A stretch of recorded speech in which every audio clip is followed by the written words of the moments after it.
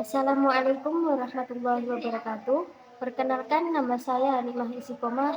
Kali ini saya akan membahas tentang kaitan jumlah fi'liyah dan jumlah ismiyah dalam bahasa Arab dengan kalimat verba dan nomina dalam bahasa Indonesia.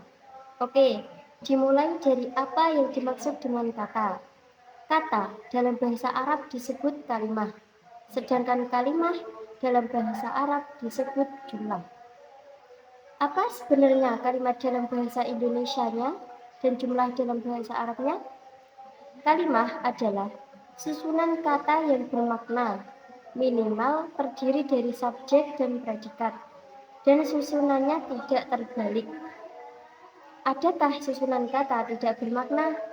Ada. Contohnya, menari saya. Itu ya susunan, tapi susunannya terbalik dan tidak bermakna. Jadi, tidak disebut kalimah atau jumlah dalam bahasa Arab. Bagaimana susunan itu bisa jadi bermakna? Maka, harus subjek dulu, baru predikat dalam bahasa Indonesia. Contohnya, saya menari. Nah, kalau ini baru dinamakan kalimah dalam bahasa Indonesia. Lalu, bagaimana dengan bahasa Arab yang disebut jumlah? Apakah subjek dulu baru predikat? Tidak. Jumlah pada bahasa Arab itu ada dua macam, jumlah fi'liyah dan jumlah ismiyah. Susunan jumlah fi'liyah yaitu predikat dulu baru subjek, yang mana predikatnya dinamakan fi'il dan subjeknya dinamakan fa'il.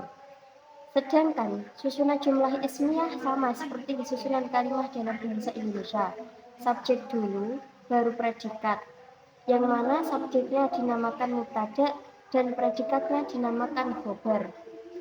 Jika dalam bahasa Indonesia ada istilah kalimat verba dan kalimat nomina atau non-verba. Apa yang dimaksud dengan kalimat verba? Verba berasal dari kata verbal yang berarti kata kerja.